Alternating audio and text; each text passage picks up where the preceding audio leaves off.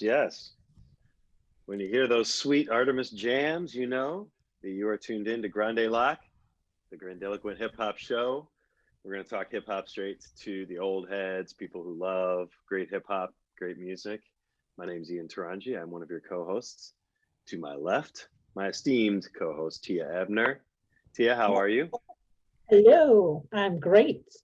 Hello. Wonderful to see you. Hope you had a wonderful Christmas. I did. I'm looking forward to closing out the new year with joy and celebration. Absolutely. And to my right, the grandiloquent one himself, Artemis Thompson. Artemis, what's up? Happy Kwanzaa, my brother. How are you? I'm good. Go. What? Oh no, I was gonna say, the holidays have been great. Even though it's been frustrating being away from family or whatever, but I had an alright time, man. I kicked back. I did a little bit of work here and there, but I like this time of year when things slow down. Yeah. I Definitely. like this time of year. I love this time of year. Usually, it was difficult this year. I struggle to not think about so many families that their Christmas this year is so much different than last year.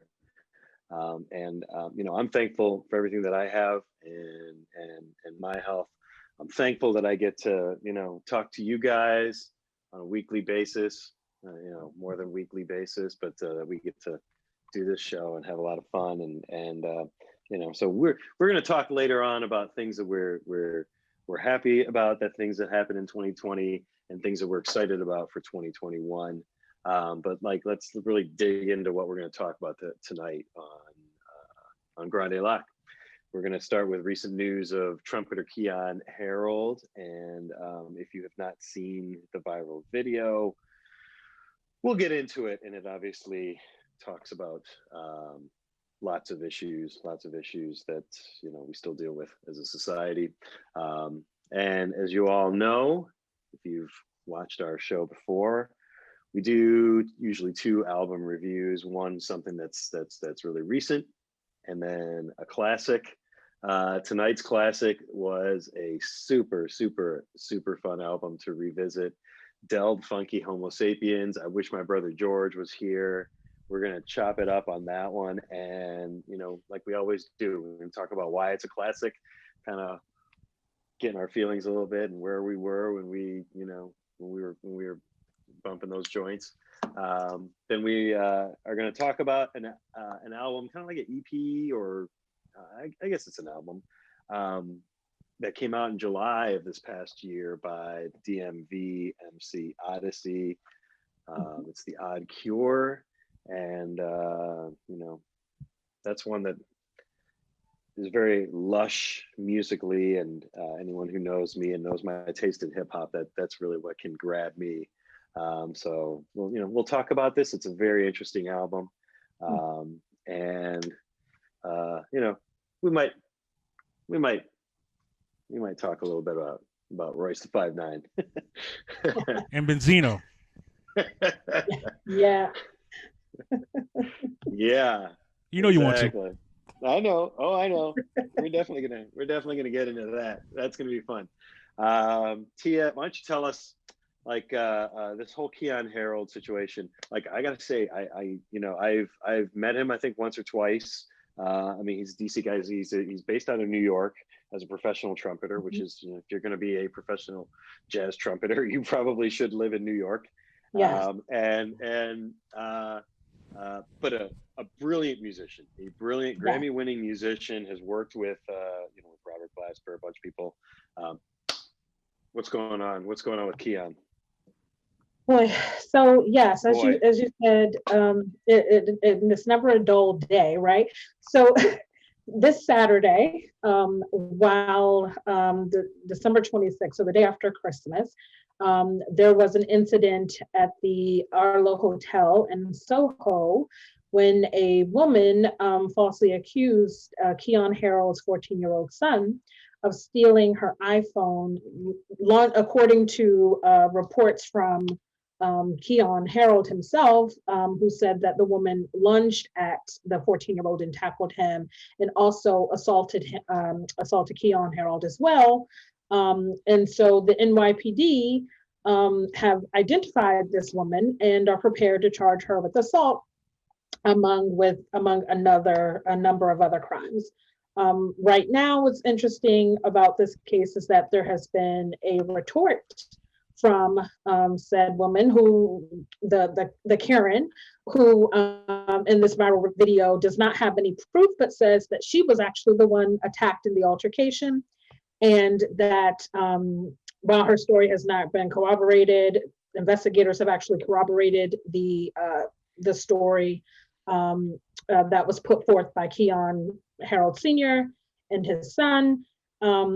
And of course, there's lots of ramblings right now. Obviously, Keeyon Harrold being a jazz musician with a certain acclaim. I mean, who's worked with everyone from Common, Robert Glasper, like you said, Erykah Badu, Beyonce, Jay-Z. I mean, he's got a name, and so this is really he had a network of over 85,000 followers that this video could go viral very quickly. So anyway, I want to get you guys reactions to all of that right now with her facing charges, what your thoughts are there. And of course, the issue, I mean, I don't know, Ian, maybe you want to speak to a little bit, like at first this woman wasn't identified and there was some mistaken identity in finding her, and just the weirdness of that as well, this doxing era that we're in. Yeah. Well, Artemis, what are your thoughts real quick? And then I'll jump in and follow you. Man, look, I have been in this situation, not as bad as this, but I've been in a couple of situations where, there's somebody who is white who automatically assumes that I am part of some sort of crime, a criminal activity right before themselves, and police have patted me down. They've asked me questions and done all that. And luckily, I haven't been harmed in any of those incidents. And mind you, this has happened to me at least like between 6 and 10 times. This has happened to me.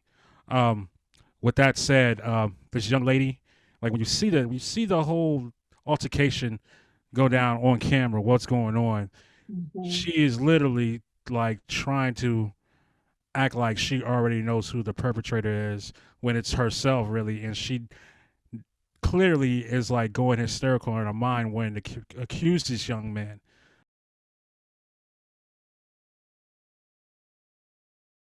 Find my iPhone. Go do that. Find my iPhone is on that right now. No, you can't. No. I'm the manager of the hotel. I don't care. He will this right is my now. son. Security. You better get on. I need you away. Let's go, kid. I need you away. I'm sorry. Better get on. We have what you see two black people. No, I'm not letting him walk away with my phone. Better get on somewhere, No, please get my phone back. I can't. She's not even thinking clearly, like, okay, maybe I did lose it in a Lyft or Uber or whatever. And, I think Keeyon, the musician, the brother, I forgot his name already. I think the way he handled it was cool, because he did say, you don't have to say anything to this lady, because she was trying to act like an authority already. And that's the very problem with like racist white people in this country. Like there's a lot of video out here, a lot of evidence of some of these people already putting themselves in a position of being authoritative figures amongst people of color all the time. And it's like, you don't have a badge, you don't have any kind of credentials to say that you could do this to another citizen. Exactly. So it's basically it's outright racist. You know what I mean? So with that said, I mean, she got doxxed. Oh, fucking well. You know what I'm saying? Like, she should have, you know what I mean? She should have handled it a little better. And the hotel stuff should have handled it a little better, too, because he was passively the manager was passively trying to accuse that young man. And I think that was bottom line. That was probably the other issue. It's just like almost like, yeah, we know you did it. It's like, nah, like, you're not even, like, really cooperating or even trying to do anything else to, like, I don't know, settle the issue some more. So, sad, very sad. Yeah, it is. It is. And I'm not even sure, T, if you mentioned, I mean, the woman's phone was in an Uber. Like, Yes, I the didn't. guy, Yeah. the guy brought it back. I mean, Right. she's going insane. Like, I don't know. Believe me, I am not going to stand up for the hotel staff, but I think that there's, like, when you see somebody hysterically saying, that person did something, your initial reaction is to be like, what? Let me figure out what's going on here. That said, like, I agree that the hotel staff should not be, like, holding him up and being like, you got to prove that your phone is actually your phone. Right. There's ways for her to try to find her phone, to call her phone, to, if she's got some kind of an app or, or whatever. Right. Or Why wouldn't she do that? She's got a friend. There's easier ways to figure things out. Yeah. Than, like, yelling at some 14-year-old black kid in a hotel lobby. It's ridiculous. Right. From a legal standpoint, it looks like the Manhattan DA is looking to press charges. Mm-hmm. This woman, from what I understand, gave an interview with CNN in which she insisted that her name not be divulged. Her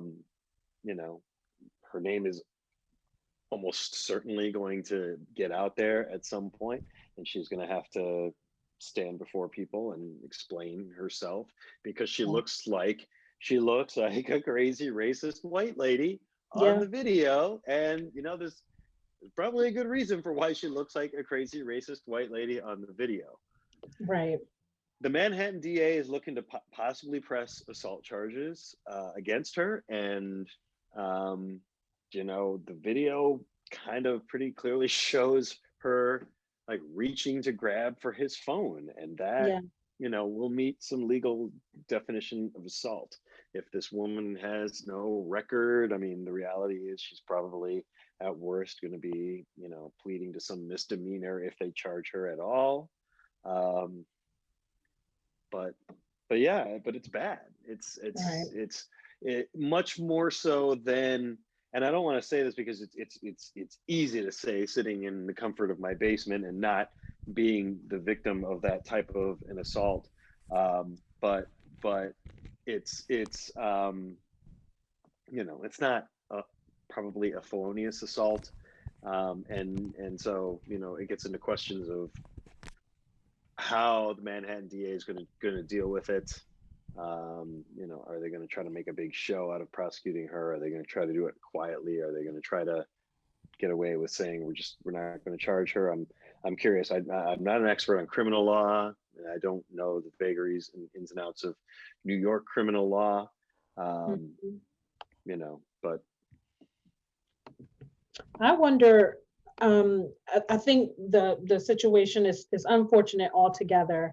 I feel like there's a lot of things at play here, where this also became a civil rights investigation into the hotel where this took place. Certainly that would not have happened. I mean, I don't think any of this would have been exposed. This kind of stuff, as Artemis says, happens every day. It happens to all of us. Right. There's some situation where you're encountering this and you don't have the network or the bandwidth to be able to expose these types of instances and incidents. But this is a really interesting conversation, I think, around the hotel, because the hotel manager, like you said, I mean, there is a lot of things at play. It's around mishandling the situation, because the Keeyon Harrold family, their son and the father were also guests at the hotel, and the woman wasn't a guest. So my thing is that, I mean, your number one thing in all, I mean, I went to grad school for hospitality, and the first thing that we learn about everything is safety and protection of your guests is your number one, goal. If you are not delivering that service, that is your service agreement as a hotel provider. So it's interesting right now, certainly hotels are not in the greatest place with COVID. Where does this sort of place them with all this happening? How liable or culpable are they in this? Right. Yeah. mean, that's a good question from a legal standpoint. I mean, I don't really know. Go ahead, Artemis. I was just saying, it's like looking back now, I'm thinking about that whole scene with the camera and everything. When Mhm. she's like lunging towards them, I was like, you can't be serious, yo. It's a Yeah. phone, dude. Like I'm thinking the whole time I'm looking at her like cause this whole scene, I'm thinking, okay, if she possibly has a laptop maybe or something, you can log in because you have to think about it. Okay, if you had your phone with you in a Uber, you can log into like your Uber account on a computer and then look it up and see who was the last driver. Like it's not Yeah. that hard. Or you can like go look at your email. If the charges go to your email, you can look at the receipt and see who the driver is. Try to contact Uber. Like there are a lot of ways you could do this, but Right. she just felt the need to just make a citizen's arrest. Like, what is this police academy for? Get the fuck out of here! Like seriously, period. Makes me mad, man. This shit is so corny. But it happens, it makes me think back to, there was a situation a couple years ago where this woman was in a Walmart, and same deal, she had somebody attacking her. At that point in time, the whole concept of like the viral Karen hadn't really existed, but shopping while black certainly was a thing. And she was buying ramekins, and same deal, someone tackled her and like knocked her down, because it's like, what do black people need with ramekins? Why would you, what do you make that requires you to have a ramekin? And so this woman just is like physically assaulting this lady, snatching ramekins out of her hand in the Walmart or Target or whatever it was.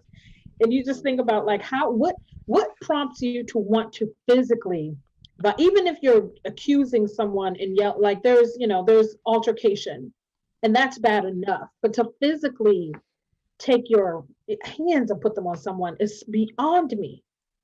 Yeah, That's it's crazy. yeah, that is crazy. Look, I assume for every one of these videos that goes viral, there's a million other incidents just like it.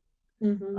I assume that maybe not a million other when it comes to like police shootings and things like that when you see these videos, but like certainly videos like this, I assume that we're only seeing this tiniest little bit, and I think it's important. I grew up in like white Midwest suburbs, and a lot of the images, at least that we received in my childhood through like white filtered media, was crime in the inner cities, Mm-hmm. black people committing crimes, and so there's an impact when those types of messages, those types of images are just bombarding people, Yeah. to where this lady probably believed that believed in her heart that this woman stole those ramekins, and Right. she would be damned Right. if some black woman was going to steal ramekins from her Target. Like Right. that is like a real way that a lot of people think, and it's I don't know how we change that. But that's one of the hopefully one of the projects of the next few years is kind of bringing fixing all of the divisiveness. Yeah. We need to work on all of that. Yes. We got a lot of work to do. It's letting go of privilege, like you just can't go around thinking you can do that to any and everybody just Right. because because you in your right mind think you're the morality police for everybody who you think is guilty. It's like you're a human and you can make mistakes just like the next person.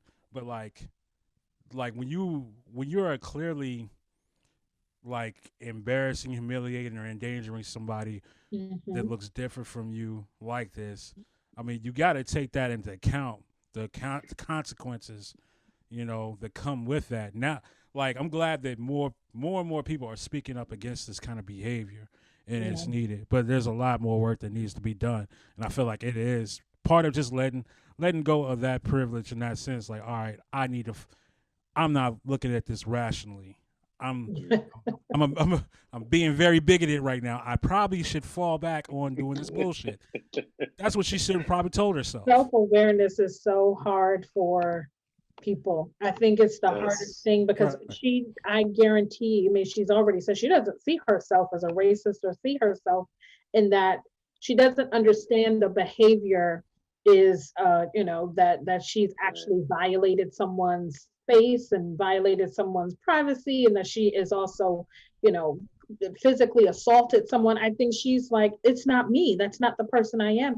And she may not be, here's the thing that I think gets exposed at some point in time. You're seeing people in a space where things are really tight. It's just, we're complicated by the election, and there's just a lot of divisiveness in the country. There's racial tensions. There is everything that is happening right now, in addition to there being economic, just depression everywhere. Pandemic. And put that together with the pandemic, and you just got people who are going mad all over, who may not be the greatest people at sorting through their emotions and whatever else. And this is what I feel like is exposing a lot of people who may have not even needed medication before, because they may have had something they could get out and do to work out some of that stuff, and now they are insular and secluded, and I think it's put a spotlight on the fact that mental health, no matter what age, race, creed, is so important. There's no doubt about that. And I think you make such an interesting point that I believe we're going to see a lot of impacts and a lot of things that are probably going to surprise us as we go forward, like years down the road, that we're going to look back and say, that's a natural consequence of like 9 months of not having any human contact outside your own home. I mean, even when I'm in the store and I see people, everybody's masked, and nobody's really looking at each other. You're all trying to avoid each other, and it's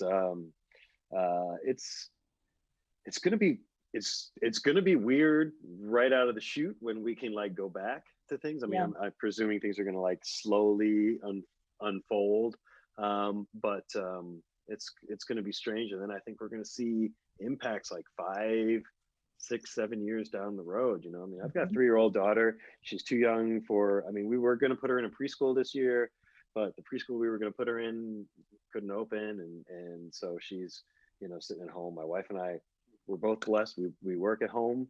At least with my wife's work, there's been very little disruption. There's been a lot of disruption with courts. So my business has been up in the air, but my 3-year-old daughter kind of spends a lot of time sitting in front of screens, and I hate that, but it's at the same time, it's I gotta get this asylum application out. What can you do? Get this done, and that's kind of where we are and what we're doing, and trying to, I'm at least trying to keep her engaged with educational stuff, and do and it is nice working from home again. I can put things down. I can get up. I can take her outside. I can right. So in many ways, I'm spending more time than if I was at an office from 9 to 5 or 9 to 6 or 9 to 8, more likely here in DC. Yeah. So it's going to have this whole pandemic is going to have a lot of really interesting impacts on people that we're going to see, years down the road. But I mean, I think it's generous of you to suggest that, all of these stressors may have kind of finally bubbled over for that woman in that particular day. And that may well have been, she might be, we don't know. Yeah. I always feel like so many people focus on, they think that as long as they're not, releasing hounds on Black people, that it's not racism. And it's there you go. It's things get, you really have to dig deeper to understand, a lot of these issues. You do. And I see it, I mean, as an immigration attorney, I represent a lot of brown people from Central America and Spanish speakers, and kind of and so I see the racism in the system, in that context, and so it's eye-opening for sure. This was an eye-opening video, a video that I saw on, actually not on Keeyon Harrold's Instagram. I saw it on Chris Dave's Instagram, Common's Instagram, Yep. Robert Glasper's Instagram, It was on Rihanna's Erykah Badu's Instagram, Instagram. Erykah Badu's Instagram. Like, this woman done fucked with the wrong Wrong dude. person. I'm saying. And I thought it was interesting too that the Keeyon Harrold is also from Ferguson, which I think, if you think about just the idea that this kind of was the powder keg that exploded a lot of the racial tensions in America, especially in that part of the country. So true. And yet he's in New York. You kind of, just and experiencing what likely, I mean, he said, I experienced every day in Ferguson growing up, but I didn't expect, did what I could do to make a better life for my son to never have to experience that. And what happens if you're 14 and you're experiencing that by yourself? Yeah, no doubt. And his last album actually kind of talks about a lot of his expressions on, things that have gone on in Ferguson. So Keeyon Harrold, go back and listen to his catalog, and, we await and see what will happen with that case if Karen gets dragged, which I'm pretty sure she's probably gonna lose her job. She's probably gonna, she's definitely gonna get dragged on Black Twitter. Yeah, I think that's fair, which is going to cause her to get dragged on Twitter writ large. Sorry, yeah, she's not going to be in a good place once we finally know her name. But yeah, you do the crime, you do the time, man.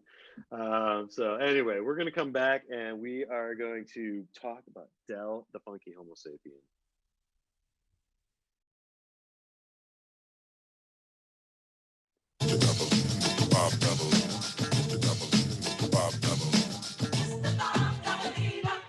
Mr. Dabalina, Mr. Bob Dabalina, Mr. Bob Dabalina, won't you quit? You really make me sick with your fraudulent behavior. You're gonna make me flip and then our army couldn't save you. Why don't you behave, you little rugrat? Take a little tip from the tabloid, because I know I'm not paranoid. Oh, whoa.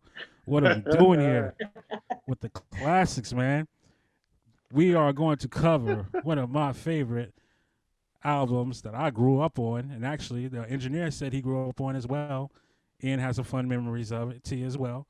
This is called I Wish My Brother George Was Here by the world-renowned rapper / producer Del the Funkee Homosapien. If you're not familiar with him, please check him out. Check out his crew, Hieroglyphics. One of the most independently known hip hop crews in history. Yeah.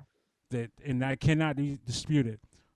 This album, if you're not familiar with what the title references to, he's talking about George Clinton, basically. He's going back to the funk. You know what I'm saying? I will say this. I have a personal story to go along with this. I used to go to a tutor to this other side of town when I was younger. I want to say I was 11 or 12. And somehow I ended up with this tape from a friend of mine. And I had the album probably a year and a half after it dropped, and I'd never heard of it or whatever. And it was so different. I kept replaying it back, so many different concepts of rap I had never thought of, and it still holds up to the test of time when you're listening to it, even though it has a different style of the break beats. You can kind of pick it apart a little bit more, what you didn't get back then. Now the thing is, it's still that classic album that laid a foundation. So I don't know. Ian, what are your thoughts on this album? This album feels like quintessentially 90s West Coast, not as hard as your, Ice Cube or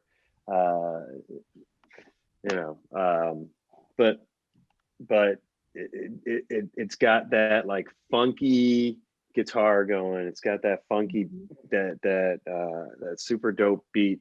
It's light, but it still has all those just quintessential 90s sounds. You know, I mean, you're the producer, man. I just play a guitar. I mean, like, what's going on with those drums? I mean, that's just like such a classic. I mean, obviously the beat is straight four on the floor, but like, that just like that feels 90s. You know that's off a machine, right? Yeah. Right. Exactly. Now I feel you. Tia, your thoughts. I mean, this is a underrepresented classic. I feel like in people's top lists of what they consider to be classics. I think this album, we can be sure, I don't think we would have had a lot of the artists that followed from a Far Side to a Diggable Planets and so forth. I mean, especially a lot of the Oakland artists that came out of this. I mean, Hyro itself, that I feel like this album was the birth of all of that. And plus, I feel like it's interesting that, like, if you think about the fact that Ice Cube and Dell are cousins, and we all learned that on this album, but you have arguably the, largest or most impactful, kind of artists and on the West Coast at that point in time producing this for a debut for Dell, which I think is just like in itself just solidified it as a classic. And I think, I mean, it's a prototype for like the G-Funk era that came, out of that. So I feel like it's a prototype for a lot of different things, but certainly for the Oakland scene, and I feel like even the indie scene, because I feel like Dell is the indie rappers, handbook. I mean, if you don't know Dell, which recently I ran into somebody who didn't, and I was so confused. I'm like, where have you been all your life? Like, what have you been all your life? How could you not know this project? It's of all the things. But yeah, who I raised love you? like, Who raised you? Beats. The break beats are like, a killer. Yes, this is a break beat special right here. This album. Exactly. And now, CT, you said something that I actually went through that when I was in DC a long time before I moved here, and I had a gang of these CDs, and one of them was like No Need for an Alarm, Dell's second album, which we should get to at a certain point, but not now. I showed them this stuff. They were like, "We've never heard of this." I'm like, "What? Are you serious? Like, how could you be deprived of such great like sonic rhymes? Right. What? So, yeah, this is like Dell is always going to be in my Hall of Fame as far as just like MCs and lyricists and producers go too. Just all the combination of just somebody who's been able to do it all. And a lot of people got to credit him even for the thing of him being into anime and comics, because he brought that to the forefront. And he protoculture, which I mean, Mega Ran just recently reissued now, I guess for the 25th anniversary of that song, but protoculture, which I mean, the whole entire, I feel like nerd culture has inspired. Right. Nerdcore. No, Nerdcore. Yeah. He's probably the original one. Like, I don't know. This will become a show about his whole like discography. But the thing is about Dell, like he's just been like one of the people at the forefront carrying the torch of this song. So with that said, now the bump you heard like 5 minutes ago, the bump you heard was Mr. Dabalina, which was like his big single. A lot of people knew that single too. And like that was always that song that, you thought about that very annoying person that you just couldn't get away from. And I loved how it was like a party vibe and people knew the song. But they didn't know the name of the person who did the song, but they liked the song. So Mr. Dabalina, that was a classic joint. But now Tia, I'm glad you picked out the song when I was talking about this album. We're going to get into this track, Pissing on Your Steps, which was fire when I heard this, and I'm glad you picked this. So without further ado, let's get into Pissing on Your Steps. You know. No doubt, it's not a mean fellow. Just because I wanna turn your dance shoes yellow. See, I'm rather mellow. Some call it lazy, me and myself. And I ain't with the daisies, cause I'm no goddamn flower. And every single dancer in circumference receives a golden shower. I'm here to insult the hip-hop John Travolta. You think you're all that, but really you're shorter than a midget. I don't fidget with the ballet. Fuck a dance, because that's what my pals say. And brothers don't shake your rumps. Wearing biker shorts is like choking on your nuts. Because you might end up with a cramp or a hernia, and that's much worse than a fine girl burning you. Plus it ain't fired for you to have your behind blasted all out like a feline. See, I'm giving you advice, make you think twice. Man, hold up, man. Dance groups don't last past minute rice. I mean, come on, the punchlines. Just yes. That's Killing that was, and that was him like on like kind of chill too. That's the funny part. Like Yes. this is like the not so complicated deal at the time. T, like, what else? Expand on how you felt about this track. So this track for me is, I mean, talk about, first of all, great samples, because Parliament is always good, great samples, but you got like the Mr. Big stuff. Who do you think you are in the background? Like the whole aspect of this, the composition of it. Again, I feel like Cube was in his bag on the production, and it definitely, I feel like, inspired the flow. But I love, like you said, this song for me is definitely Dell at witty, where I feel like just, that's something that I feel like a lot of people sort of introduced more and more into hip hop. I mean, obviously Digital Underground, a lot of artists that added in this wittiness, but still being able to be a lyricist, which Dell can still do. And that's very difficult to do. That's like Biggie level. And, people won't give that credit to Dell. So I feel like this song to me is, if people say, oh yeah, Biggie was a witty guy. It's like, have you ever listened to Dell Pissing on Your Steps? That's a formula for what Biggie kind of was able to do now. That's a hot take. I like that.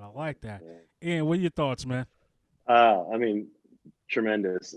Tia hit on the samples. The music is so tight. His whole vibe, it feels to me like it was, kind of like the sprouting point for a lot of different, Tia brought up G-Funk and Far Side, two things that you're not going to necessarily think are too closely linked, but yet you can kind of see the seeds of those projects in like what he's doing, and I feel like this is a classic. Again, you just got that classic West Coast vibe, through the funk, the heavy bass, the guitar with the wah wah, and just that killer backbeat. And it's funny as shit. I mean, Tia, yes, Tia's on point. Like you're hilarious, and your flow is impeccable, and that's tough. That's tough to beat. That's tough to beat. Yeah. So yeah, it's crazy, like going back and listening to it, because like you're very young and impressionable mind, but yet you listen to this album, it kind of has like off and on like very like realistic themes about life on it, which I dug. But it's like it was edgy, because some of it you probably shouldn't have been listened to if you're like around 11, 12. But at the same time, he's kind of making sense. He's making a little sense, like if you pay attention to Pissing on Your Steps, it's like, I kind of liked it. It was like sticking to your guns kind of thing. Like, nah, I ain't selling out or nothing. Like that's what I took from it a lot. And I just love like the whole energy of that track, man. But off that, we gotta go to the next one, which is one of my favorites. I actually debated putting this. It was either going to be this song or his other single, Dr. Bombay, which was like Dr. Bombay was such a classic. Like that was a song I heard on Rap City all the time. But this other song, I had to get into it because it was just production-wise, it was so dope, and I love like how Dell brought this topic to the forefront. So this is Money for Sex by Dell the Funkee Homosapien. Let's get into it.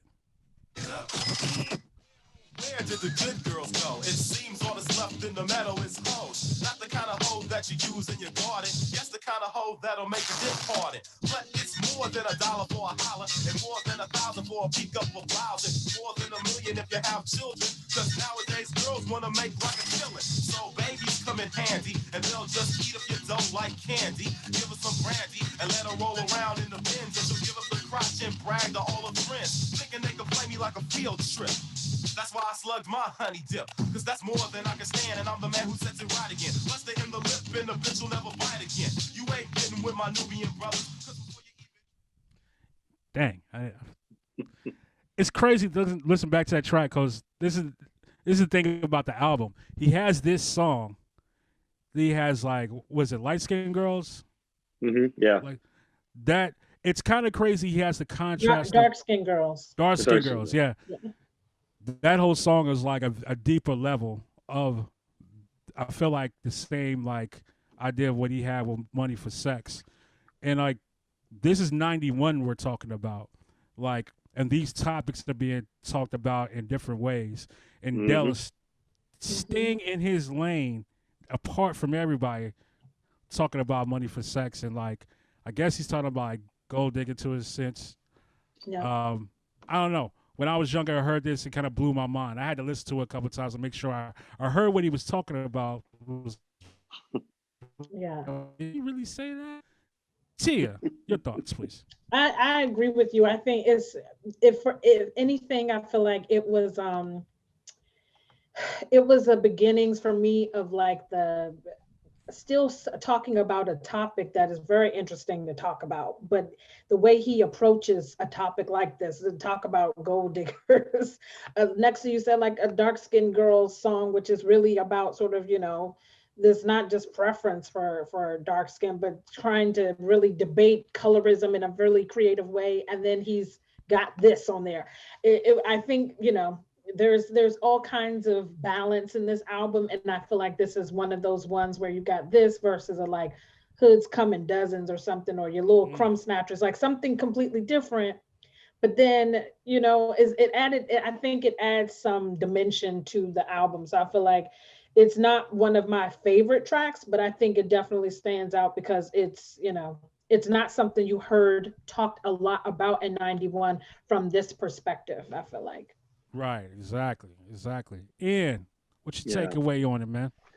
Yeah, I mean, he's talking about gold diggers, obviously, which is kind of like a classic hip hop trope, know.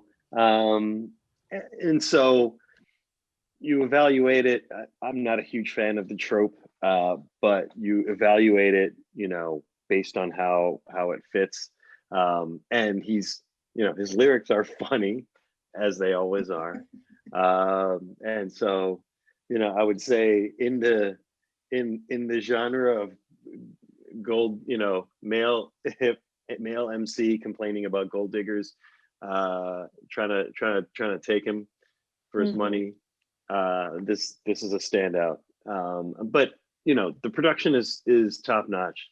This is definitely one you can bump to. You can put this one on. You can put this one on in the backyard, and yeah, and definitely vastly different. People will roll. Yeah, totally different from the like grim kind of menace perspective of like an NWA talking about gold diggers, because it was a lot different in that aspect. This one is more like sarcastic and kind of humorously, just an interesting take from someone who's the anti kind of like calling, the B's and H's, I'll say. There's a different way to approach it. And this is that example of like classic Dell to me, of how he approaches something like that. Yo, so now production wise, Tia, since you're the sample oracle out of all of us, I want to make sure I have this right.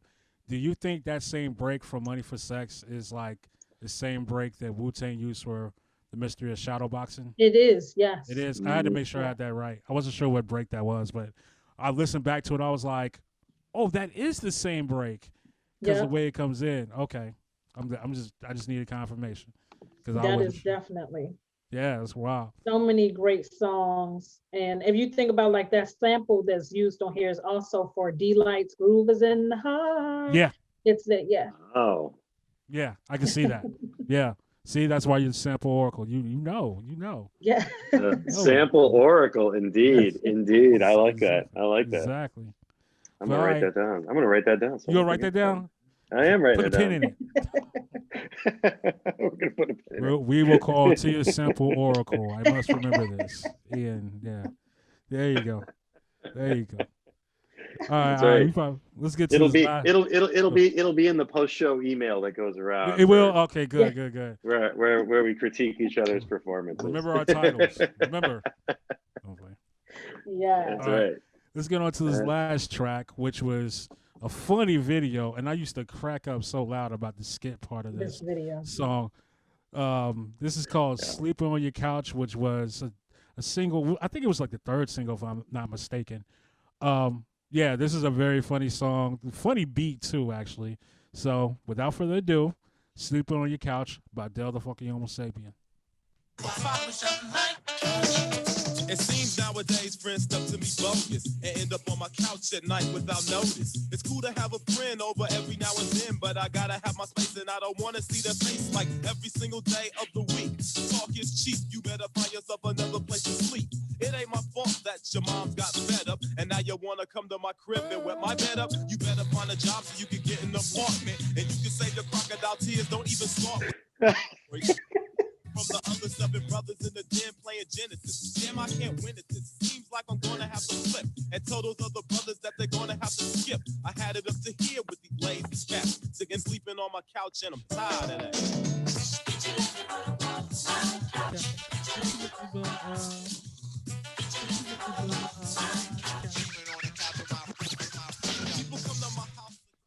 Yo. Okay, let me preface something about this song too right here. If y'all get a chance, please watch the Souls of Mischief 93 Till Infinity documentary. T, I'm pretty sure you've seen it. I don't know if you've seen it, Ian. Wonderful documentary. They actually talk about this very song when Del was making his debut. So the Hieroglyphics crew, Souls of Mischief, Casual, they would all go over to Del's house a lot. And like when they heard this song, everybody wondered if they were talking about one person or another. Like, no, he's talking about you. No, he's talking about you. Like, who's he talking about? And that's the funny reality of the song. And I have to say, I used to crack up at the middle of the song where like he's kicking the dude out of the crib. Oh yeah. It's like, nah, you gotta get out of here, couch potato. I used to laugh about that.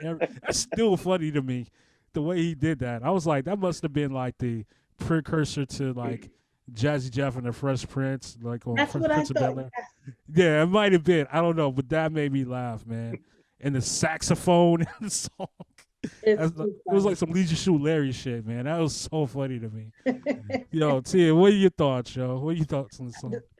All of that, I love the video. Always made me laugh because for those people, I grew up where my house was the house that everybody crashed at and came to, and then when I became an adult, that was the kind of when I got my first apartment, I was the first person in my friend's zone to get an apartment. So I'm just, everybody it'd be like so many bodies on the floor, and then equipment out because we were all musicians. So you got MPCs in the floor, ASR 10. It was just craziness, right?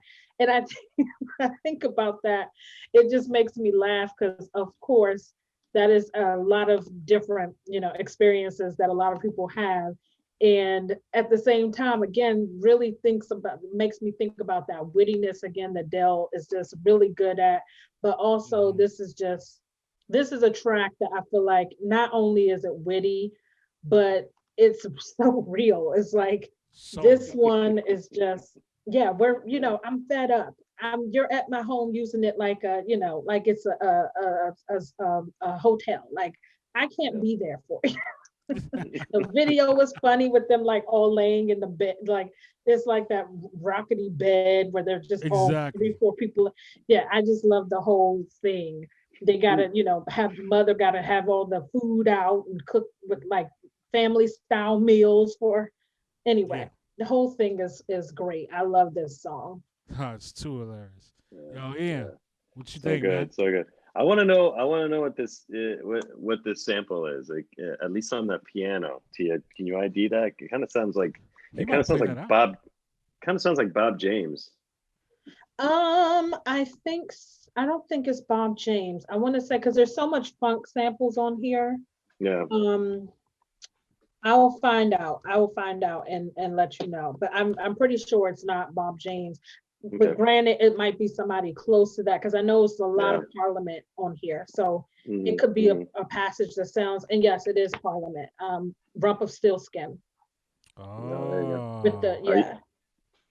Are you looking on who sampled or whatever? I just looked on so Albumism did a review of this project. Oh, And okay. so they sometimes will post Gotcha. different I never don't trust who sampled because they are wrong a lot. They are wrong a Yeah. lot. Okay. All right. That's a different Especially for topic. some of the classics. Like the new stuff, they're good because you can instantly like Shazam stuff, but the old stuff, Yeah. They ain't Yeah. got it. They ain't got So it. how do you know this is a classic? Like every time we've come back in out of the song, we've all been like laughing our asses off. These songs. It's just so many good memories. I mean, you got thinking Yeah. about.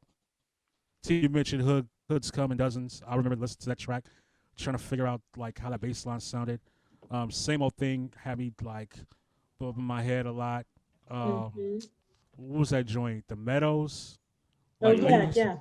that was like a trippy sounding song, man. That was so different. Like this album, I don't know, it's timeless to me. I feel like it's a precursor to a lot of hip hop that you Yeah. get in the 90s, and then it carries over into like the 2000s, Yeah. just conceptually. And Del should get his credit for it. I mean, he wrote for Cube's group, the Lynch Mob. You Yep. know, I mean, the man has been able to like do amazing things with Gorillas. Like his verse, people know his verse. Verses from Clint Eastwood. So Yes. and it's Yeah. I mean, people didn't even know that. I think that, yeah, you said that, Artemis, but I think give yourself credit because so many people didn't know that. hey man, he's the architect for a lot of things that I like as far as hip hop goes. And I'm pretty Yeah. sure For sure. you can relate to that, Tia. You can relate to that. Like, Yeah. matter of fact, me and Marcus is talking about this. Marcus went back to like his childhood with the album. So it's like this is a certified classic in my opinion. So Yeah, I'm a little older than you guys. I heard this one in college. And then I just kind of stuck with. I used to have a CD that I'd be rolling around in like some '89 Honda Civic hatchback, But I had it. But I was able to get a CD player in there, and I was rocking this. Joint for sure. Yeah. No doubt. Well, look, that's our review for Dell's I Wish My Brother George Was Here. If you haven't heard the album, please go listen to it on Spotify, all your streaming outlets. I would even say buy the album if you can find it. You still can find it because I'm pretty sure they repressed it. But if you want to like support that album, I suggest you do so. Up next, we have Ian's pick actually. Yeah. Odd Cure by DC's own Oddisee. So definitely check it out. We'll be back. All right.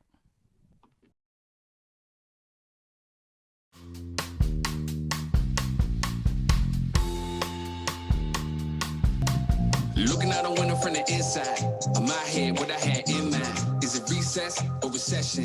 Bit worried, cause I ain't stressing. One side said we gon' hit the incline. One side said we get in the end time. In the middle of the match where I been fine. I ain't confined, I was left in. If it's out of my control, I ain't stressing. Yes.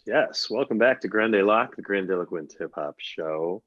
That was The Cure by DMV hip hop superstar Oddisee. I heard this album. This album came out in July, so it's been out for a minute or two. And I remember hearing this in July and thinking, is really lush. Like the production on this album, I think is really, really top notch. I mean, Mhm. Oddisee's a tremendous MC. You know, we, I think our one of our show's missions is kind of digging up new stuff that maybe isn't getting enough shine, and particularly, you know, if we can give some love to some local hip hop legends, why the hell not? Why the hell not? We talked up Cornell West Theory, and rightly so. Great album. And this is, I thought, a really solid effort from Oddisee. You know, it's very pandemic centric. You know, kind of like him catching up with people on the phone. And so you've got these little skits interspersing between the songs, and you know, just some like really deep thinking about what we've been through and what we're going to go through. I mean, at the time this album came out, it's, you know, 4 months into pandemic life in the United States, and you know, it still feels fresh. You know, I don't want to say there's a sense of like we're going to come out of this relatively soon. I feel like there's definitely kind of like a, you know, settling in for a tough road ahead on a lot of these songs, and you know, but something that I really enjoyed listening to. I don't know, Artemis, what did you think of Oddisee's recent effort here? I heard this. I did hear this over the summer a little while ago. I really enjoyed the incorporation of the skits into the album, just showing kind of like, you know, him looking after his family, what he's going through, and the kind of reflecting like, yo, man, I hope you're doing all right. We understand like the music business and the pandemic affecting it is affecting you, Mhm. and you know, you Yeah, see him trying to like make sense of everything, interacting with his close people, which is dope. Um, this album felt short. His albums aren't usually this short. Yeah. Um, he's done like maybe a compilation project. I think that's probably about this length, maybe a little bit longer. But he's never done really albums this short, from what I remember. Um, but I liked it though. He got more into the sing-songy kind of rap style that I'm not used to him doing, but he's done it on the last few albums a little bit more. This one he did it like mostly over the more slower kind of tracks. But I dug it yeah, though. Has some good features on it too. So yeah, it does. definitely. Yeah, it Yeah. does. Tia, any overarching thoughts before we dig into some songs? Um, I mean, I'm ready to go. I feel like the one thing I would just say is that what sets this apart, I feel like Odyssey's got jazz on here, alternative R&B, go-go, Afrofuturism. Like he can do everything. And this Yeah, album, kind of the EP, really is just a nice sonic mesh of all of the yeah, genres. yeah. It's the production feels really lush and Mhm. musical, and it's really super well produced. So let's talk about well, let's listen to at first I Thought You Were Fate, featuring Olivier Saint Louis, and let's hear that one.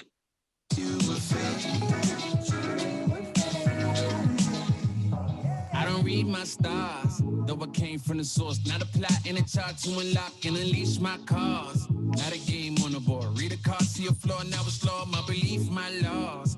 I ain't playing the sport. Made a bet, paid a fool, nothing left but to beat my odds. Yeah, of course, I'ma breach my flaws. Had to come back from a few things. This is not a new thing. Strapping up the boots with a theory in a shoestring. I think I can move things with my mind, like my hands and my feet. No magic to produce things. Finding it amusing. We get in control and we think to get the bread, we got a way to get a roll.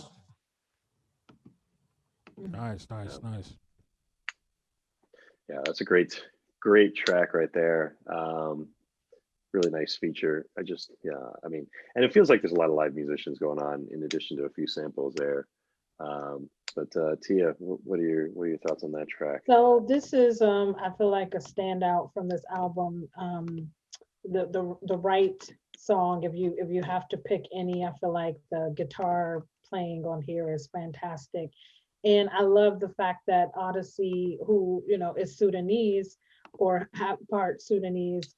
It's not just showing love, sort of Olivier St. Louis, who's on the track, but St.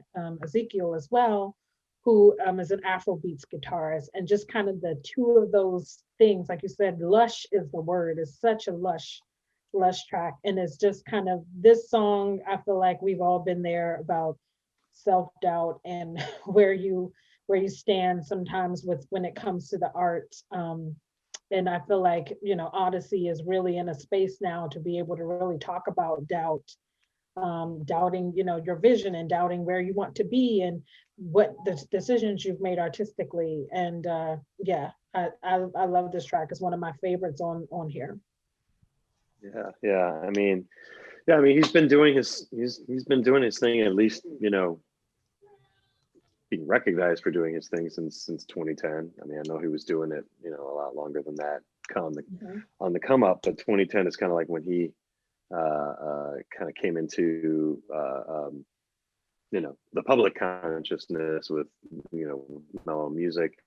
And yeah, I mean, I think 10 years in, you know, and he's not a Jay-Z, you know, he's not I mean, you know, he's very much in sort of like that middle class of MCs, of artists.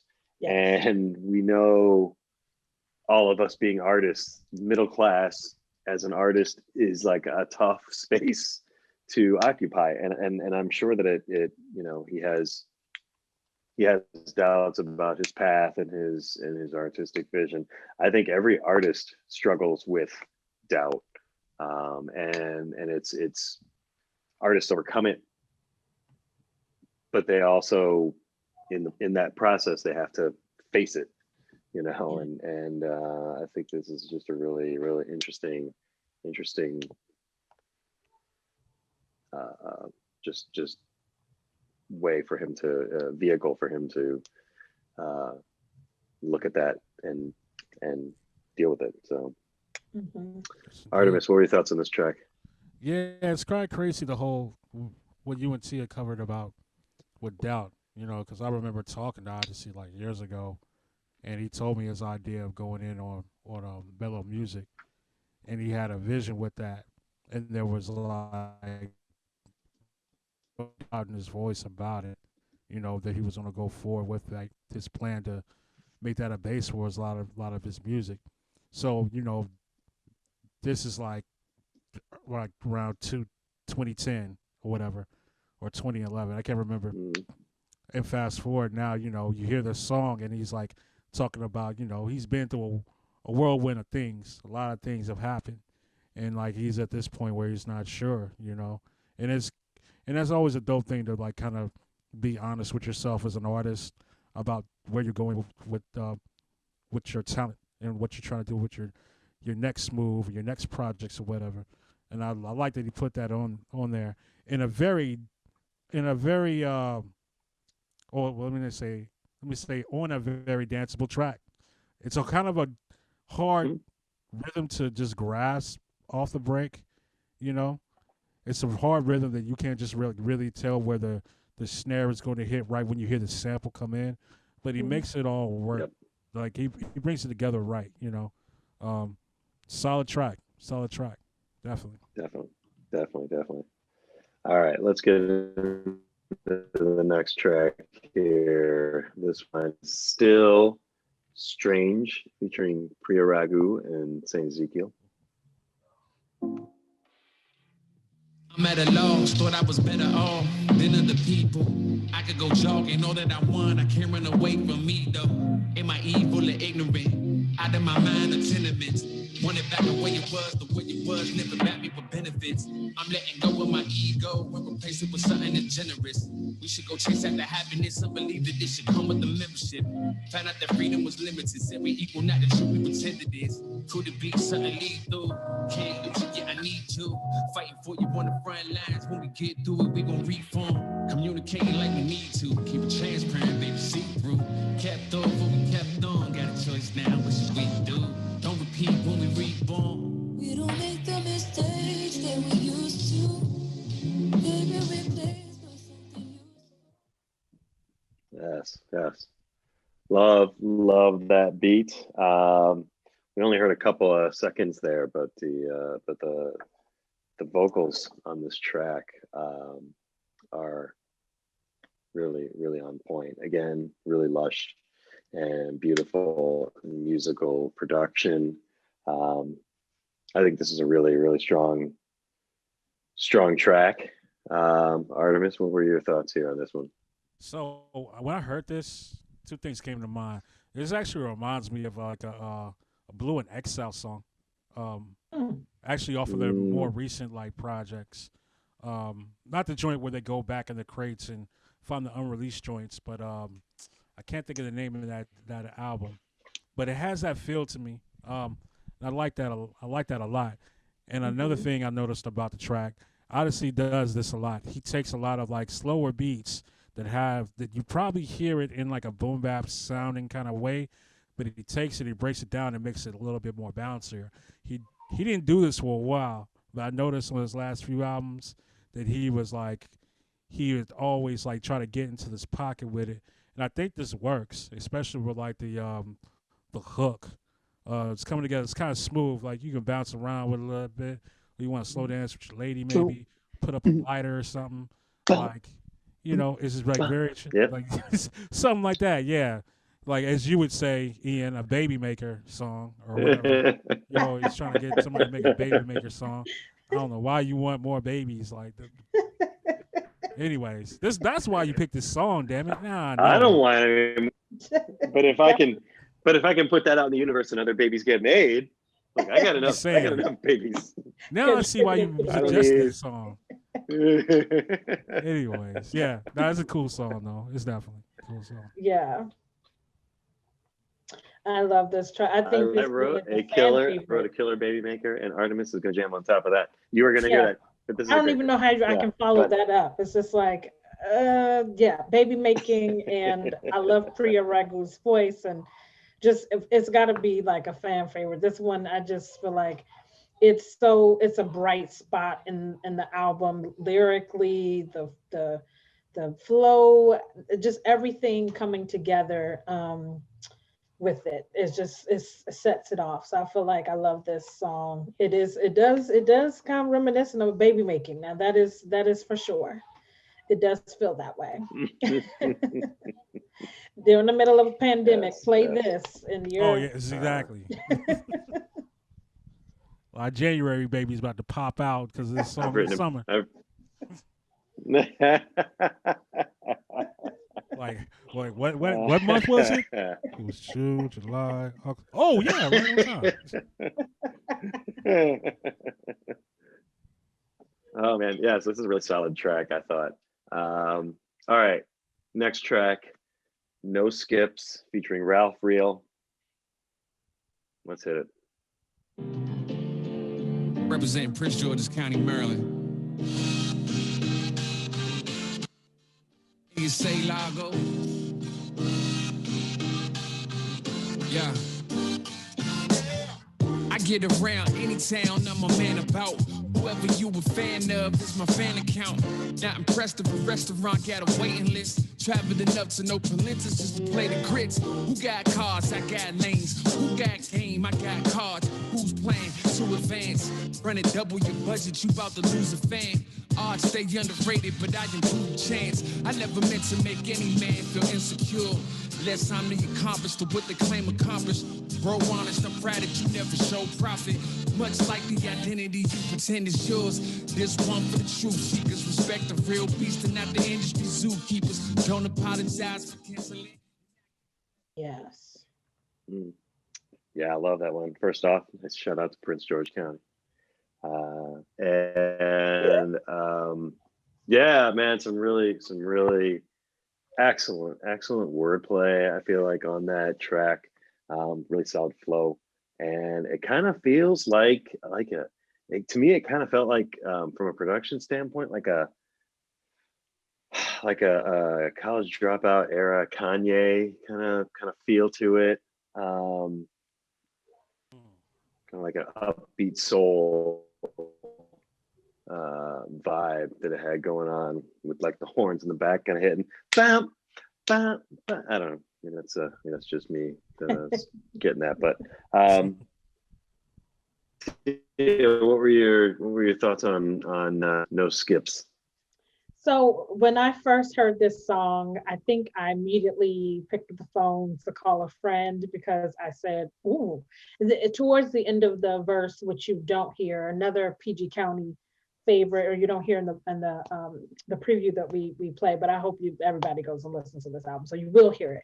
But there is a conversation kind of internal that Oddisee is having about low budget, and most people know that Oddisee was a part of the low budget crew that came out of the DMV, and speaks on Kev Brown, who is one of the founding members of Low Budget, and that clearly there has been some tension between the two, and that Oddisee's ready to sort of put that behind them in hopes that he can reach Kev to sort of do another sequel and make another low budget album together.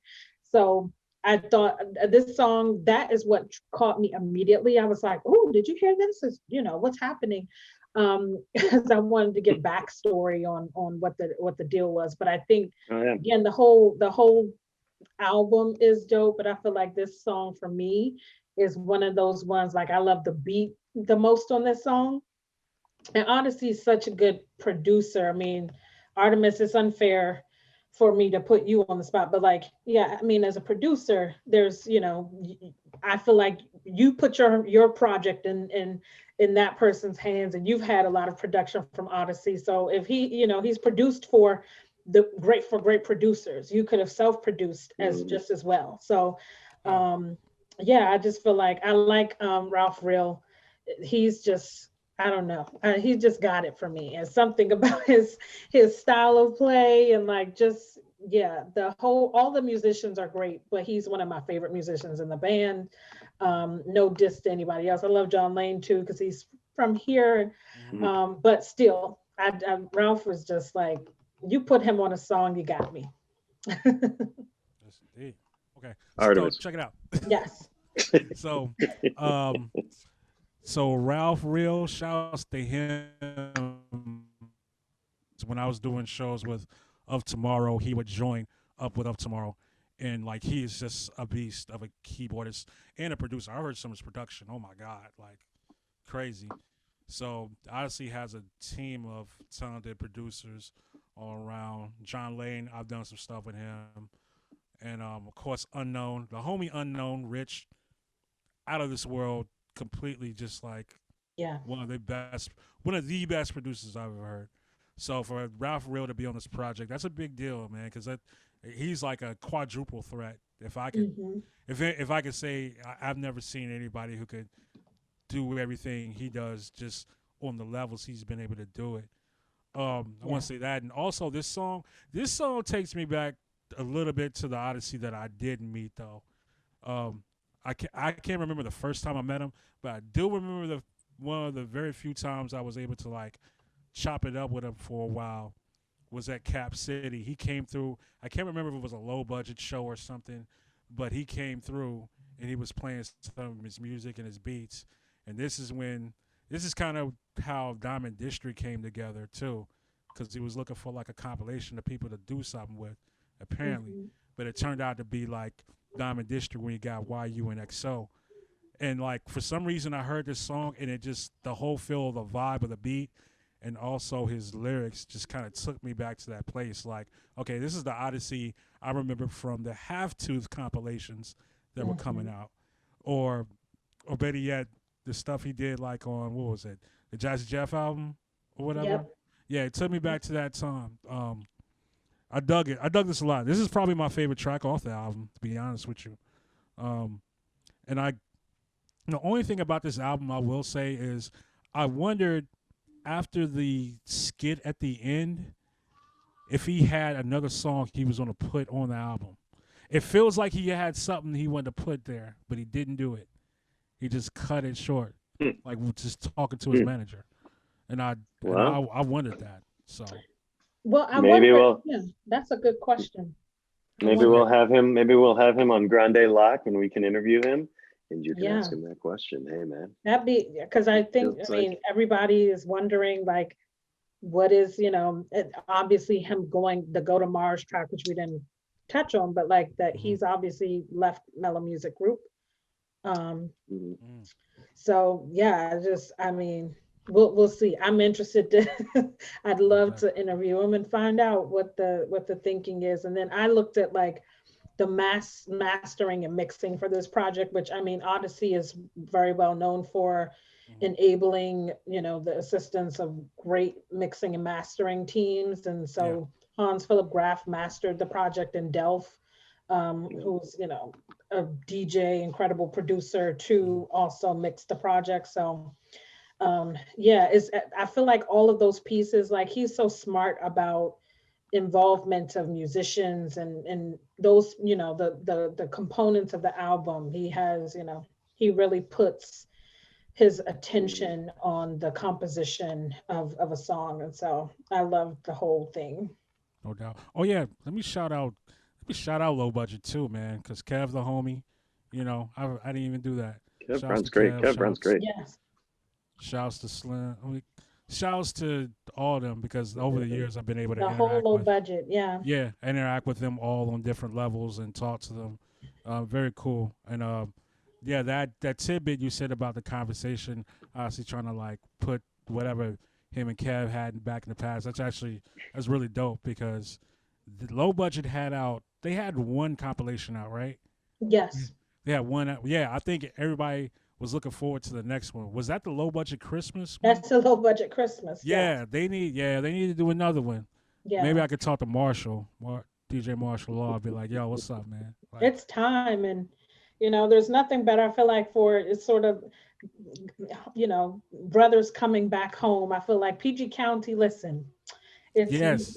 Sometimes people got to come back to their roots, and these both guys are PG County favorites, just who have revolutionized the whole entire world at this point. They've been all around the world with the drum machine, so it's time. It's time, definitely. Yeah. Any last thoughts, Ian, on the album? No, I remember listening to this album in the summer and was just really taken by the musicality of it. I love Oddisee's flow. I have been, I'm back in DC since 2006, and 2010 is right around the time I started to really kind of like connect in with a local scene. And so I've been able to kind of follow his career throughout. And look, this is an EP. I think this is a pandemic project for Oddisee, but it's really solid. Look, a half-hour album with really lush, beautiful music and production value, and great little tidbits where I can be like, oh, is that little lick, or is that what kind of guitar is he playing? Is that through a Les Paul or an ES 355? This album kind of like I was able to put my headphones on and really get into it early this summer, and it was in heavy rotation for me for about, I want to say like six to 8 weeks. Kind of fell off, and then trying to think of something to talk about this week, I was like, man. Yeah, I mean, I was really into this album for a minute back in the summer, and one of our local boys done good. Let's give him some shine. It's a great album. It's a great album. I hope people do go and listen to it. Yeah, it's Odd Cure by Oddisee from July of this year. But listen, you don't have to get right into the new. I mean, dig back 6 months, 12 months, 18 months. There's been great music coming out. Maybe we're gonna grab one from a year ago. Maybe we're gonna grab one that just popped this week. That's how we roll here on Grande LOQ. Yeah. So anyway, Odd Cure by Oddisee. We're gonna come back. We got more news to talk about. Breaking hip hop news. Breaking hip hop news. Which you're gonna hear after we come back.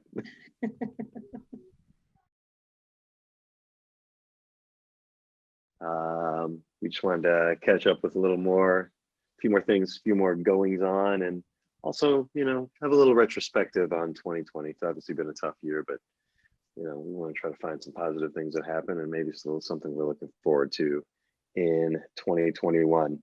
So Artemis, I know you want to talk about your man Benzino. He's going at Royce the 5'9". What's going on there? Nah, my people's is Royce the 5'9". I don't know why you would say I'm on Benzino. Oh, my bad. I was confused. My bad. I was confused. How you gonna confuse them? Like what? What? No. We gotta have a serious talk after this podcast. Look, we can't. No. No. No. No. No. No. No. No. No. No. No. No. All serious. All seriousness. Yeah. Basically, well, this is the rundown of it. So basically, Benzino's still mad about, Eminem torturing him back in the day over the Source ratings, and him pretty much like acting like Made Man was like a 5 mic album automatically. And, Royce has been basically sunning everybody that's had something bad to say about him. Like he pretty much like clowned Lil Pump or whatever his name is. Like he just mushed him, pushed him out the way. And that's Detroit looking out. Huh? That's Detroit looking out. Yeah, and that's the thing. Like they got each other's back, but then there's that he hit like Benzino with a couple of haymakers just because like Benzino was like trying to call him like, "Oh, you doing like you're a sellout, Uncle Tom. You taking up for the white boy, da da." But Royce is too funny. In one tweet or post, he was like, dude, just put your shell back on and do karate with the rest of the Ninja Turtles. I was like, oh, yes, yo. I was like, yo. He didn't even have to rap. His that's why I think everybody wants to go at Royce. I think he has gotten into it several times this year, let's face it. And each time he goes live on Instagram, like, I mean, I'm the first person there. There's two people I go, quick to rush to see their Instagram live. And that is Omar Gooding and this fool. Royce, I love him. Cardi B. I love him. Just the one-liners. It's like I think he called him like a front row seat to the most obligatory pseudo toxic masculine tough guy talk the world has ever seen. And I think it's time. Like I feel like it's time to call these trolls out. And yes, this fake, toxic masculine. You're gonna beat somebody up, and it's almost like you just laugh at the person versus engaging with him. To actually, it's like, go put some clothes on. You're naked with the whole thing. Do that, okay?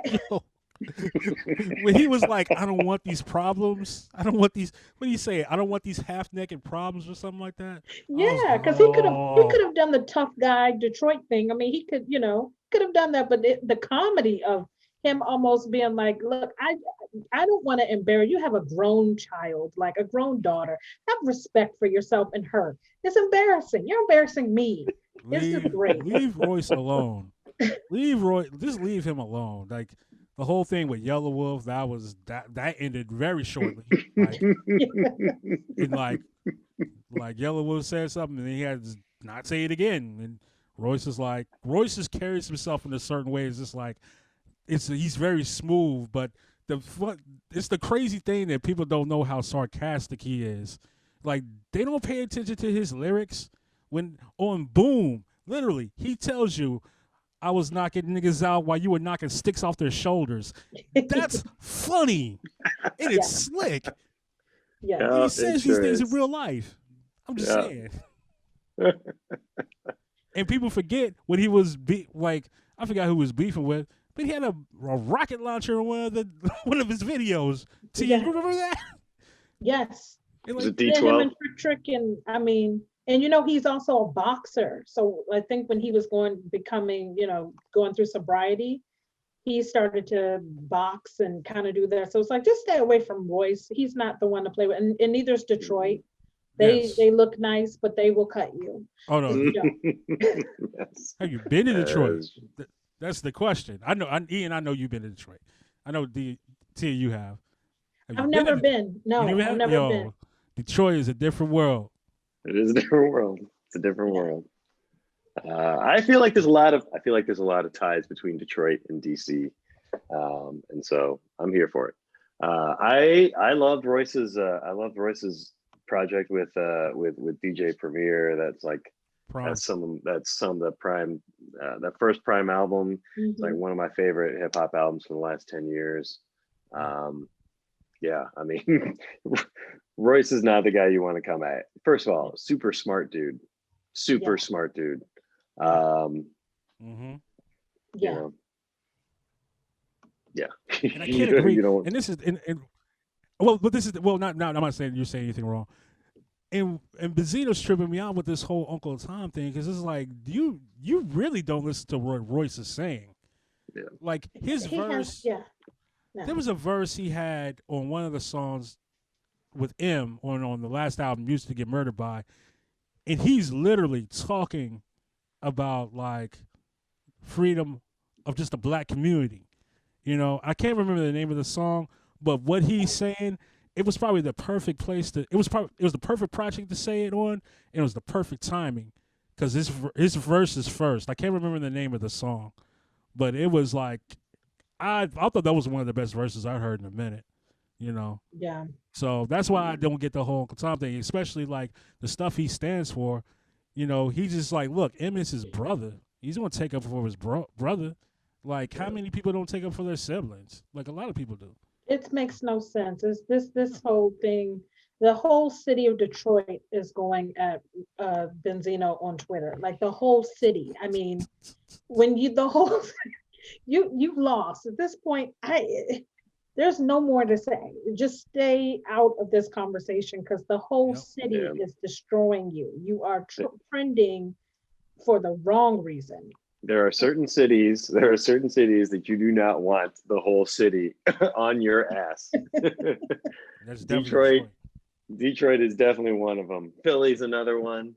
But Detroit sure as shit is not. That's not who you want to be on the wrong side of. Right. All right. So changing the topic quickly, we've got an in memoriam, if you will. Tia. Yes. So was it earlier today? We lost Shabadoo, who was in Breaking 1 and 2, a breakdance star and pioneer, street dance pioneer. I think he was found. I don't think that the story has fully come out yet, but he was found, in his bed, unconscious, and no signs of foul play or anything. But he had tested negative for COVID-19. So they don't know yet what the conditions were. But it's just really a sad day for the community. I feel like we've had these condolences every week. We just had the loss of ecstasy from Houdini. It just seems back to back these days. So it's really sad. Rest in peace, power and paradise to Shabadoo, man. Thank you for what you submitted in the history of hip hop with Breaking and Breaking 2. Yeah, man, it's definitely sad. Yeah. That's all I gotta say. Yeah, I mean, a breakdancing legend. And it's good to see pioneers of an art form recognized in their time, because a lot of times the pioneers have to fight through the lack of acceptance. I mean, there was a time when people didn't think breakdancing was real dance, the way they didn't think that rap was real music, and the way they didn't think bebop was real jazz. I mean, when you're a pioneer at something, you do something different, you're gonna ruffle feathers and you're going to not connect with everyone, but you still fight through.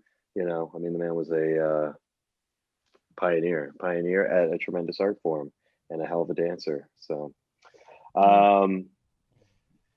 this is gonna be our last final segment of Grande LOQ for 2020. Guys, first of all, it's been amazing doing this show with you guys. It is the highlight of my week. Every week I love it. we all know that 2020 has been, you know, a tough, difficult year. We were just lamenting the fact that every week we were doing an RIP. But, you know, I kind of wanted to finish up on or actually this was Tia's idea, to finish up on kind of a positive note and talk about maybe something good from 2020 or something that we're looking forward to in 2021. Artemis. Okay. So 2020. I feel like I was glad that I was able to get more into like learning how to stream online more, do more performances that way. That was pretty cool. I actually was able to press up tapes for once. Like that was like a big milestone for me. So those days are kind of cool as far as 2020 is like on that tip. Everything else is like, I don't know, like my heart was very broken about a lot of people passing from COVID or coming down with it and barely surviving it, not being able to see family and everything. But at the same time, community of friends made it better, and was able to get through it. Now, 2021, I'm not sure what I'm going to look forward to. You know, I am glad that Biden and Harris are in the White House. Like, you know, let's hope things are smooth. You know, I don't want to get cocky about 2021 because everybody's cocky about 2020. Like, oh, roaring 20. No, man. Like, just walk in, like for real. Walk in with your head down. Don't touch nothing. Don't say nothing. Don't do nothing. Just chill out. Walk in. Chill out. Like I'm looking forward to. Hopefully some better times. A lot more people are able to get more on their feet. And you know, it's going to be more of a healing process for a lot of people because we're dealing with police brutality, we're dealing with a lot of racism, dealing with a lot of poverty, dealing with a lot of unemployment, and these are things that just like we're dealing with all at the same time on top of a pandemic, you know. And I hope we're able to like heal more next year. That's what I'm looking forward to. Yeah, no, that's very well said. Very well said. I'm, you know, my 2020, again, you know, my wife and I both both worked from home before the pandemic started. And as you can see here, this is my office, but also like my music workspace. And I've been able to, you know, write more. I feel like I've improved as a musician through COVID. What I have not been able to do as much is perform with other musicians, just not even perform with other musicians, just play with other musicians. It's exceedingly hard. I mean, it's hard enough to do a show where we're all just talking and we're on Zoom and we've got top production team. You know, and it's hard enough to do, like getting musicians, you know, in time, like metronome and you know, being able to do things collaboratively. I give so much credit and love to so many of the local musicians that I know who have struggled, but have also found new ways to reach audiences through this pandemic. You know, myself, I'm in the shed. I'm writing music. I'm practicing my craft, trying to get better. You know, I've been a guitar. I'm basically a one instrument musician. I'm a guitar player, and you know, but there's a lot of variation within that. So I've been working on some flamenco. I've been working on some country guitar, working on acoustic blues. I mean, I'm a blues player at heart in my foundation. So just kind of like trying to expand my palette musically, and you know, but I give love to all the musicians and artists who have been forced to reach out to their audiences in different ways. And you know, that's probably a change that's going to go forward. Because yeah, if I am looking forward to something in 2021, both as an immigration lawyer, just Trump just being the fuck out of there is going to be an improvement. You know, I always say that, you know, I don't have all the answers when it comes to what immigration policy should be. What I do know is that cruelty should not be an animating feature of that policy. And the reality is, for the last 4 years, cruelty towards immigrants has been the animating feature of the Trump administration's immigration policy. The Obama administration didn't have a spotless record on immigration. They deported a hell of a lot of people and broke up a lot of families. And it's a complicated legacy, but cruelty was never the animating thing. And so just getting him out of there is going to be a refreshing change, just in the posture of the government towards my clients. And also just getting back in and playing with other musicians. And I look forward to that as much as anything. So, and just praying for everybody's safety and health as we hopefully can, vaccinate our way out of this hellhole. Tia, send us out on something good. So I think for people that don't know, my son got diagnosed with diabetes in 2019. In 2020, where it was so much for an 8-year-old to give them 10 to 12 needles a day and finger sticks and glucose monitoring and teaching carb counting and all the things you should not have to teach a 7-8-year-old. And right. But one of the great things I feel like that has been, for me, something I'm looking forward to for 2021 is that they're going to do the first tubeless automated insulin delivery system that we're going to be releasing. So for me, that's really going to be exciting, that you can do everything from your smartphone. You don't have to do any finger sticks, and no insulin injections via needle for I feel like this is going to change so many people's lives that are affected, 34 million people's lives who are affected with diabetes. So that's something that I'm really excited about. I'm looking forward to the Olympics got canceled, and I feel like we're headed to 2021. We'll get our Summer Olympics. And with skateboarding, karate, and quite possibly breakdancing, sport climbing, all these new entries into the canon of the Olympics. So I'm really looking forward to that. I feel like there's so many things of 2020 that you all have captured so well already, that I feel like this has been a year, I keep saying, of like activation. This year has activated either both your highest self, your lowest self, all those sort of lulls in between. It's been a year of celebration and condolences, it feels like, every day. So, I mean, you celebrate you're alive, and then at the same time, how can you, when there's other people who are dying, but then you have to celebrate the fact that you have survived, and celebrate life and all of its moments. So 2020 has definitely been that. I'm looking forward to, I think, just returning, like everyone is saying, back to making music. I certainly pivoted in a virtual space, and I got a chance to do things I hadn't got a chance to do, like do virtual festival this year, which was really dope. And I got a chance to judge my first beat battle. I got the chance to do, be on Hulu, which was, seeing my name roll up on the credits and hear my song on TV, and like my son getting a chance to experience that with me. That was cool for Red versus Blue.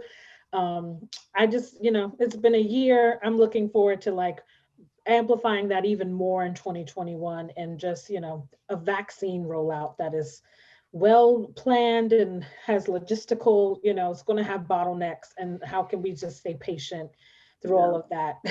So that's mostly it. That's the kind of good positivity that we're looking for to go out on the year. Yeah, for sure. Very tough year for a lot of people. My heart breaks for people who have had to go through their holidays this year in a different space, mentally, physically, spiritually than we were in a year ago, and not necessarily a better one in every instance. But my hope is that 2020 is a foundation year for a great flowering of 2021. So yes. And one thing that I'm pretty sure we're going to keep doing in 2021, we're going to keep bringing you Grande LOQ, the Grandiloquent Hip Hop Show, because honestly, at this point, we don't even care if anybody's watching. We're having fun doing it. So Thank you, Tia, Artemis, for being here. We had some great discussions again tonight. Again, this is Grande Loq, and if you enjoyed this show, we would be honored if you would rate us, review us, subscribe, just watch, tell people, because we have fun doing it, and we love hip hop. We love talking about it, and I hope people will enjoy listening to it. The show is brought to you by District Dog Face Studios production, courtesy of the tremendous Marcus Donovan, the pasteurized chef. You can check out his show, the District of Misfits show, every other Sunday evening. So we just had one this Sunday, and apparently they were discussing Grande Loq. So go back and check that one out, and then we'll have one not this coming Sunday, but the next. They go live at 9. You can check them out on Facebook, on Instagram, on all of your social medias, on their website. You'll find them. They go live at 9. It's fun time. It's loose. And again, we thank you for letting us into your brain. Peace. Peace. Peace.